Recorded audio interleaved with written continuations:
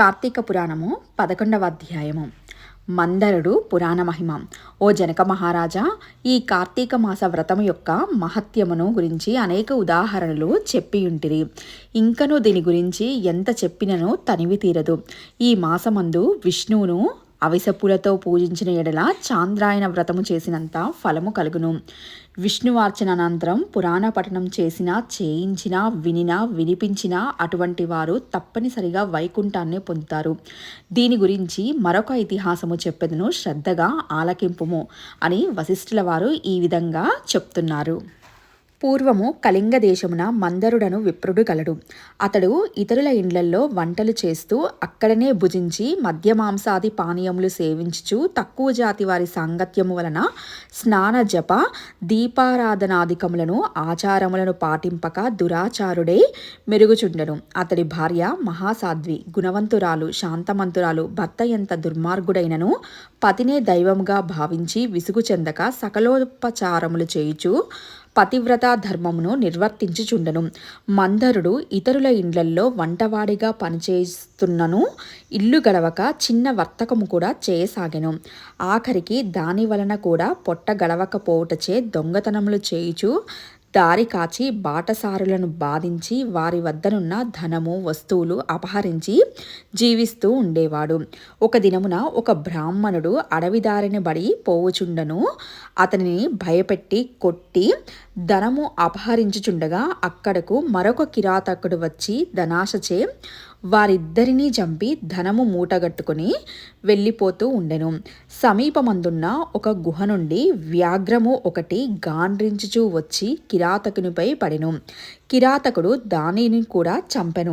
కానీ ఆ పులి కూడా తన పంజాతో కిరాతకుని కొట్టి ఉండుట వలన ఆ దెబ్బకు కిరాతకుడు కూడా చనిపోయిను. ఈ విధముగా ఒకే కాలమున కూడా యమలోకమున నలుగురు 4 విధముల హత్యలు చేసి చనిపోయినందున ఆ నలుగురు కూడా యమలోకమున అనేక శిక్షలు అనుభవించుచు రక్తము గ్రక్కుచు బాధపడుచూ ఉండెరు. ఇదిలా ఉండగా మందరుడు చనిపోయిన నాటి నుండి అతని భార్య నిత్యము హరినామస్మరణ చేస్తూ సదాచారణవర్తిని అయి భర్తను తలుచుకుని దుఃఖించుచు కాలము గడుపుచూ ఉండేది. కొన్నాళ్లకు ఆమె ఇంటికి ఒక ఋషిపుంగవుడు వచ్చెను. ఆ వచ్చిన ఋషిని గౌరవముగా ఆహ్వానించి అర్ఘ్యపాద్యాదులచే పూజించి, స్వామి, నేను దీనురాలును, నాకు భర్త గాని సంతత గాని లేరు. నేను సదా హరినామస్మరణ చేస్తూ జీవిస్తున్నాను కాన నాకు మోక్ష మార్గము ప్రసాదించమని బ్రతిమిలానుకొనెను. ఆమె వినయమునకును ఆచారమునకు ఆ ఋషి సంతసించి, అమ్మ, ఈ దినము, ఈ రోజు కార్తీక పౌర్ణమి, చాలా పవిత్రమైన రోజు. ఈ రోజును వృధాగా పాడు చేసుకునవద్దు. ఈ రాత్రి దేవాలయంలో పురాణము చదువుదురు. నేను నూనె తీసుకుని వచ్చేదను. రాత్రి దేవాలయంలో నీవు వెలిగించడానికి నీవు ప్రమిదను వత్తిని తీసుకుని రా అని చెప్పెను. దేవాలయంలో ఈ వత్తిని తెచ్చిన ఫలమును నీవందుకొనుము అని చెప్పిన తోడనే అందుకు ఆమె సంతసించి వెంటనే దేవాలయమునకు వెళ్ళి శుభ్రము చేసి గోమయముతో అలికి ముగ్గులు పెట్టి తానే స్వయముగా వత్తి చేసి 2 వత్తులు వేసి ఋషి తెచ్చిన నూనెను ప్రమిదలో పోసి దీపారాధన చేసెను. అటు తరువాత ఇంటికి వెడలి తనకు కనిపించిన వారినెల్లా ఆ రోజు రాత్రి ఆలయమునందు జరుగు పురాణ కాలక్షేపముకు రండి అని చెప్పెను. ఆమె కూడా ఆ రాత్రంతయు పురాణమును వినెను. ఆనాటి నుండి ఆమె విష్ణు చింతనతో కాలము గడుపుచూ ఉండేది. కొంతకాలమునకు ఆమె మరణించెను. ఆమె పుణ్యాత్మురాలగుట వల్ల విష్ణుదూతలు వచ్చి విమానము ఎక్కించి వైకుంఠమునకు తీసుకుని పోయారు. కానీ ఆమెకు పాపాత్ముడైన భర్తతో సహవాసము కలది కనుక కొంచెము దోషముండుటచే మార్గమధ్యమున యమలోకమునకు తీసుకొని కూడా పోయారు. అచట ఆ యమలోకంలో నరకమందు మరి ముగ్గురతో బాధపడుచున్న తన భర్తను చూసి, ఓ విష్ణుదూతలారా, నా భర్త మరి ముగ్గురును ఈ నరక బాధ పడుచున్నారు కాన నా యందు దయ ఉంచి వారిని ఉద్ధరింపుడని ప్రాధేయపడను.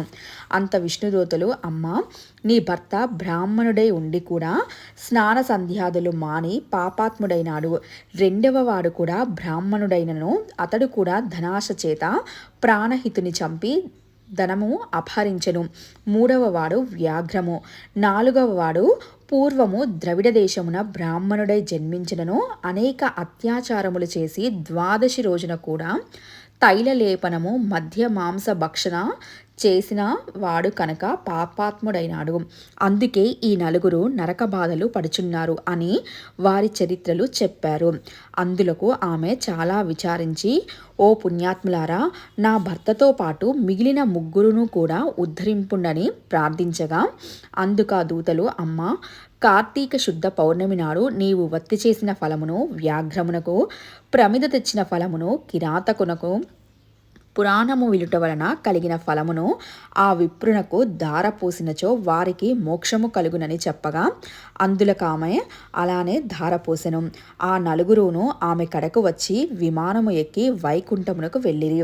కావున ఓ రాజా, కార్తీక మాసమున పురాణము వింట వలన, దీపము వెలిగించటం వలన ఎట్టి ఫలము కలిగినో వింటివా అని వశిష్ఠుల వారు జనక మహారాజుతో ఈ విధంగా చెప్పారు. ఇట్లు స్కాంద పురాణాంతర్గత వశిష్ఠ ప్రోక్త కార్తీక మహత్యమందలి 11వ అధ్యాయము 11వ రోజు పారాయణము సమాప్తము.